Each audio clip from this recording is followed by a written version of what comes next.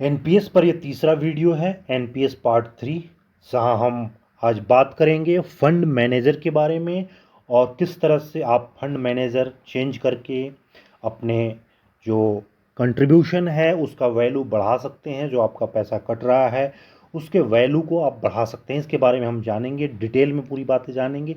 इससे पहले मैंने 2 वीडियो बना रखे हैं, हो सकता है आपने देखी होगी।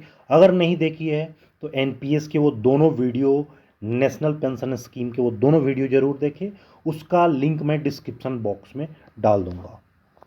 तो नेशनल पेंशन स्कीम पर हमारा ये एनपीएस सीरीज लगातार जारी है और इसमें मैंने कहा था कि इसमें 5 से 6 वीडियो, 7 वीडियो मैं बनाऊंगा जहां मैं पूरी जानकारी देने की कोशिश करूंगा। तो चलिए फटाफट शुरू करते हैं ये वीडियो और आज हम बताते हैं फंड मैनेजर के बारे में और किस तरह से आप अपना फंड मैनेजर चेंज कर सकते हैं इसके बारे में। फंड मैनेजर आप ऐप के माध्यम से, एनपीएस ऐप से या फिर गूगल क्रोम में लॉगिन करके मोबाइल या लैपटॉप से किसी भी प्रकार से कर सकते हैं। मैं यहाँ पर जो बता रहा हूँ वो गूगल क्रोम में लैपटॉप या मोबाइल के माध्यम से आप लॉगिन करके कैसे कर सकते हैं उसके बारे में बताऊँगा। तो सबसे पहले जान लेते हैं कि फंड मैनेजर होता क्या है।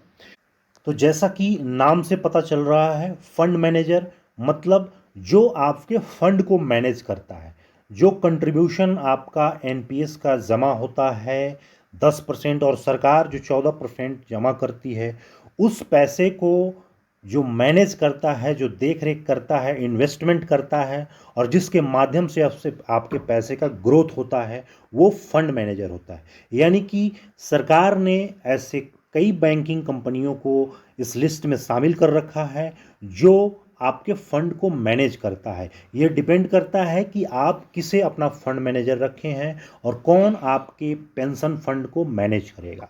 जब भी कोई भर्ती होता है सरकारी कर्मचारी, तो डिफ़ॉल्ट के तौर पर एसबीआई, एलआईसी और यूटीआई, इन 3 बैंकों में उनके पैसे इन्वेस्ट होते हैं। जो इनका पेंशन फंड है उसके माध्यम से इसमें इन्वेस्ट होते हैं और वो बैंकिंग कंपनियां अपने हिसाब से फिर पैसे को सरकारी कॉरपोरेट बॉन्ड में, उसके बाद गवर्नमेंट बॉन्ड में और कुछ इक्विटी में, इस तरह से वो इन्वेस्ट करती है।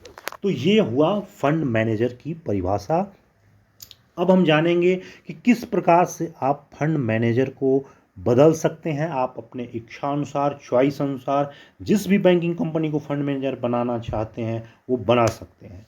आपके जानकारी के लिए बता दें कि फंड मैनेजर चेंज करने की सुविधा पहले नहीं थी, लेकिन वर्ष 2019 में अप्रैल में सरकार ने ये सुविधा शुरू की और तब से लगातार ये सुविधा पेंशनर्स को है, यानी कि कार्मिकों को है जो अपना कंट्रीब्यूशन जमा कर रहे हैं, जो सरकारी कर्मचारी हैं, उनको ये सुविधा सरकार ने दी है कि वो अगर चाहते हैं अपने चॉइस अनुसार तो अपना इन्वेस्टमेंट प्लान भी बदल सकते हैं और फंड मैनेजर भी चेंज कर सकते हैं।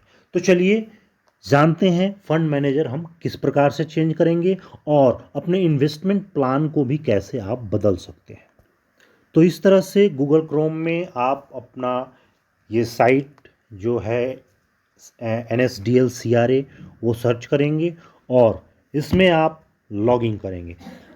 इसमें लॉगिन आईडी में अपना प्रान नंबर और पासवर्ड डाल करके आप ओपन करेंगे और जैसे ही आप ओपन करते हैं इस तरह से आपका जो है आईडी ओपन हो जाएगा।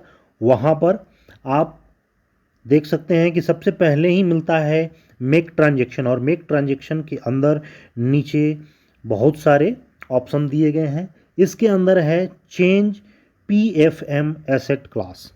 पीएफएम एसेट क्लास यही है पेंशन फंड मैनेजर। इसमें जाकर के आप जैसे क्लिक करते हैं तो यहाँ पर आपको इस तरह से आपका प्रान नंबर और ये दिखाई दे रहा है। इसके नीचे टीयर है, टीयर 1 एनपीएस। इसमें आपने, चूंकि एनपीएस के टीयर 1 और टीयर 2 है, तो टीयर 1 में हमारा पैसा जो सरकारी कर्मचारियों का है वो रेगुलर जमा होता है। इसमें आप क्लिक करके यहाँ पर सबमिट कीजिए और इस तरह से आप लॉगिन करेंगे। उसके बाद में एक इस तरह से मैसेज डिस्प्ले होगा। इसमें कुछ नहीं है, यही लिखा रहता है कि जब आप प्रोसेस करेंगे उसके T1 उस दिन से लेकर के और 2 से 3 दिन बाद तक इसको प्रोसेस होने में लग सकता है। तो कुछ नहीं करना है, इसमें सीधे प्रोसीड करना है। प्रोसीड पर क्लिक करके आप आगे बढ़ सकते हैं। उसके बाद इस प्रकार से आपका पूरा डिटेल फिर से दोबारा आपके सामने दिखाई देगा। प्रान नंबर, उसके बाद में टीयर 1, आपका एज, आपका डेट ऑफ बर्थ और किस प्रकार का अभी आपका स्कीम है, कौन से स्कीम में आपका पैसा अभी चल रहा है, स्टैंडर्ड है या क्या आपने पहले से कोई सेलेक्ट कर रखा है स्कीम, तो ये दिखाई देगा। आपका पैसा कितना % कहाँ पर इन्वेस्ट हो रहा है वो आपको दिखाई देगा। अगर पहले से डिफ़ॉल्ट चल रहा है तो SBI, LIC, UTI में आपका पैसा यहाँ दिखाई देगा। तो इसमें कुछ नहीं करना है, इसको आपने आगे सबमिट करना है और आगे आपको बढ़ना है। इसके बाद यहाँ पर आपको ध्यान देने की ज़रूरत है, यहीं से आप अपना जो इन्वेस्टमेंट का ऑप्शन है, स्कीम भी यहाँ से आप सेलेक्ट कर सकते हैं और अपना फंड मैनेजर भी आपको यहीं से बदलने का ऑप्शन मिलता है। तो जैसा कि आप इसमें देख रहे हैं, सबसे नीचे आप देखिए इन्वेस्टमेंट स्कीम चॉइस। तो यहाँ 3 चॉइस आपको दिखाई दे रहा होगा। एक है एक्टिव चॉइस और उसके आगे 2 ठो है मॉडरेट चॉइस LC50 और कंजर्वेटिव चॉइस LC25। इसको थोड़ा सा समझ लेना ज़रूरी है। हालांकि इस पर मैं एक डिटेल वीडियो अलग से बनाऊंगा, क्योंकि एक टॉपिक जो है वो जो इन्वेस्टमेंट का है, moderate, conservative, active, aggressive, LC50, LC25, LC75, ये जो है ना, ये एक अलग ही टॉपिक है। इसमें 10-15 मिनट का एक वीडियो मैं अलग से बनाऊंगा ताकि आप अच्छे से समझ जाएं। लेकिन फ़िलहाल आप इतना समझिए कि ये जो एक्टिव चॉइस है और मॉडरेट चॉइस है या कंजर्वेटिव चॉइस है, इसमें एज ग्रुप भी मायने रखता है कि किस एज में आदमी की रिस्क कैपेसिटी कितनी है। उस अनुसार आपका पैसा इसमें अलग अलग तरीके से जमा होता है। शेयर मार्केट में आपका कितना % पैसा आप जमा करना चाहते हैं, गवर्नमेंट कॉरपोरेट में कितना जमा करना चाहते हैं, उस हिसाब से ये सारा प्लान तैयार किया गया है। तो जो यहाँ पर मॉडरेट जो चॉइस है LC50 का, इसका मतलब ये होता है कि LC50 यानी कि 50% आपका अमाउंट जो है कंट्रीब्यूशन का, वो इक्विटी मार्केट में जमा होगा, शेयर मार्केट में आपका इन्वेस्ट होगा। उसी तरह से LC25 का मतलब ये हुआ कि आपका 25% पैसा जो है, जो कंट्रीब्यूशन का, वो इक्विटी मार्केट में, शेयर मार्केट में जमा होगा। मोटा मोटा इसका यही मतलब है। तो जब आपका एज 35 से बिलो होता है तो आप एक तरह से एग्रेसिव आप इन्वेस्टमेंट कर सकते हैं। मतलब आपके अंदर अगर ये समझ है कि आप शेयर मार्केट क्या होता है, किस तरह से उसमें पैसे बढ़ते घटते हैं, वो कितना रिस्की होता है, अगर इन सब चीज़ों की समझ आपके अंदर है, कौन सी बैंक, कौन सी कंपनी का शेयर अच्छा चल रहा है, तो अगर इन सब का आपके पास अच्छा नॉलेज है, तभी आप जो है एग्रेसिव ट्रेडर या एग्रेसिव इन्वेस्टमेंट में आप जा सकते हैं। अदरवाइज सिंपल इसके जो 2 ऑप्शन है, मॉडरेट और कंजर्वेटिव, यानी LC50 और LC25 को आपने समझना है। LC50 को अगर आप चॉइस कीजिएगा तो आपका 50% पैसा इक्विटी में जाएगा। जिस भी बैंक को आप अपना फंड मैनेजर सेलेक्ट करेंगे, वो ऑप्शन आपको आगे दिखाई देगा, हम बताएंगे। उसमें 10 बैंकिंग कंपनियां आपको दिखाई देगी जो आपके फंड मैनेजर के तौर पर काम करेगा।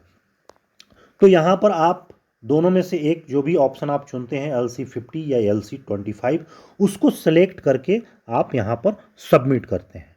ठीक है, सबमिट करने के बाद में आपका, जैसे ही आप सबमिट करेंगे, आपको आगे इस तरह से ऑप्शन दिखाई देगा। यहाँ पर आपका फंड मैनेजर नीचे दिखाई देने लगेगा। स्कीम चॉइस जैसे आप सेलेक्ट करेंगे, उसके बाद में फंड मैनेजर का ऑप्शन इधर दिखाई देने लगता है। इसमें 10 जो अलग अलग सरकार ने अलग अलग बैंकिंग कंपनियों को या पेंशन फंड कंपनियों को शामिल कर रखा है। आपके सामने ये सारे नाम आपको दिख रहा होगा। Aditya Birla, axis pension, DSP, HDFC, ICICI, Kotak Mahindra, LIC, SBI, Tata, UTI। तो ये सारे फंड मैनेजर हैं, फिलहाल यही फंड मैनेजर के तौर पर शामिल हैं। इनमें से किसी भी एक को आपने फंड मैनेजर के तौर पर सेलेक्ट करना है। पहले आपने ऑप्शन सेलेक्ट करना है कि आप LC25 या LC50 में जाना चाहते हैं, तो आप उसको सेलेक्ट कीजिए। उसके बाद अपना फंड मैनेजर इसमें से सेलेक्ट करना है कि कौन से बैंक, कौन सी कंपनियां, किसका ग्रोथ रेट अच्छा है।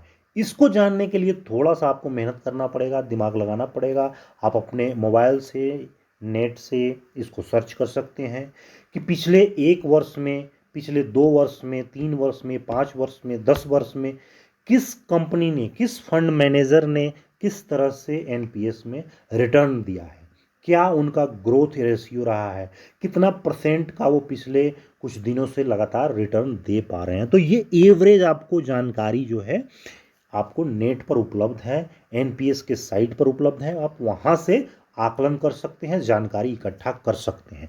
तभी आप क्लियर हो पाइएगा कि किसको आप अपना फंड मैनेजर बताएं जो पिछले 1-2 साल में, 5 साल में अच्छा रिटर्न लगातार दे रही है।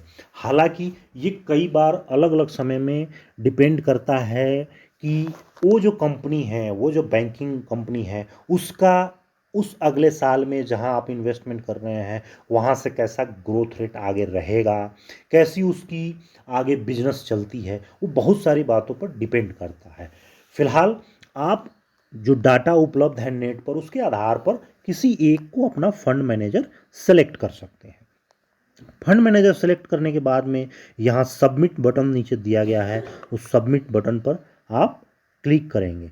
जैसे ही आप इस पर कीजिएगा, आगे आपको एक रिव्यू के लिए फिर से दोबारा दिखाई देगा कि आपने क्या चॉइस लिया है, कौन सा फंड मैनेजर सेलेक्ट किया है, क्या ऑप्शन आपने दिया है। वो सारा चीज़ यहाँ पर दोबारा से रिव्यू करने के लिए आपको एक बार दिखाई देगा, क्योंकि इसके बाद आपको OTP मांगा जाएगा और सबमिट करना पड़ेगा।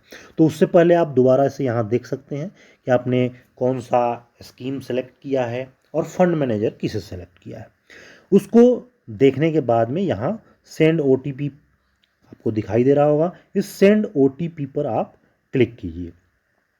तो जैसे ही आप सेंड OTP करते हैं, उसके बाद में आपके मोबाइल पर रजिस्टर्ड नंबर पर इसका OTP आता है। OTP को उसमें डालना है और फिर सबमिट कर देना है। यहाँ पर आपका चॉइस और आपका रिक्वेस्ट जो है वो सबमिट हो गया। उसके बाद में एक्नॉलेजमेंट नंबर आपको यहाँ स्क्रीन पर दिखाई देगा। आप चाहें तो एक्नॉलेजमेंट नंबर नोट भी कर सकते हैं, हालांकि आपके मोबाइल पर उसका अपडेट बाद में मिल जाता है।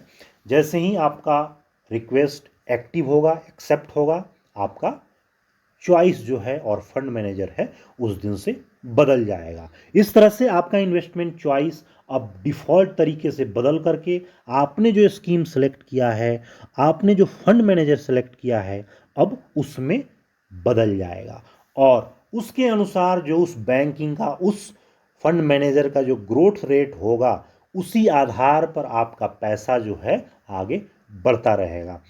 इसमें संभावनाएं ऐसी रहती है कि जिन कंपनियों ने लगातार अच्छे रिटर्न दिए हैं वो भविष्य में भी हो सकता है कि अच्छे रिटर्न दें और आपका फंड का वैल्यू जो है वो थोड़ा सा इंक्रीज हो जाए। नॉर्मली जो डिफ़ॉल्ट ऑप्शन में जो ग्रोथ रेट रहा है वो 8.5% से लेकर के 9-9.25% तक रहा है। लेकिन अगर आप फंड मैनेजर को अच्छे तरीके से समय पर चेंज करते हैं, रिव्यू करते हैं, तो हो सकता है इसमें ग्रोथ रेट बढ़ जाए। ये 9.5%, 10% भी हो सकता है, ज़्यादा या कम भी हो सकता है। तो इस तरह से आप अपना फंड मैनेजर चेंज कर सकते हैं और अपने जो कंट्रीब्यूशन है उसका ग्रोथ बढ़ा सकते हैं, क्योंकि आपका जो कंट्रीब्यूशन का कॉर्पस, जो वैल्यू बनेगा जब आप रिटायरमेंट जाओगे, उसी आधार पर आपका 30 लाख, 40 लाख, 50 लाख, 1 करोड़ जो भी पैसा उस समय जमा रहेगा, उस आधार पर आपको पैसा रिटर्न भी मिलेगा और उसी आधार पर NPS में आपका पेंशन भी फिक्स होगा जो पूरे जीवन आपको चलता रहेगा। तो है ना ये काम की वीडियो, जानकारी की वीडियो। तो इस तरह से आप अपना फंड मैनेजर चेंज कीजिए। मेरे साथ लगातार आप बने रहें, चैनल को सब्सक्राइब करें और दूसरों तक ये जानकारी ज़रूर पहुंचाएं। मिलते हैं अगले वीडियो में। नमस्कार, जय हिंद।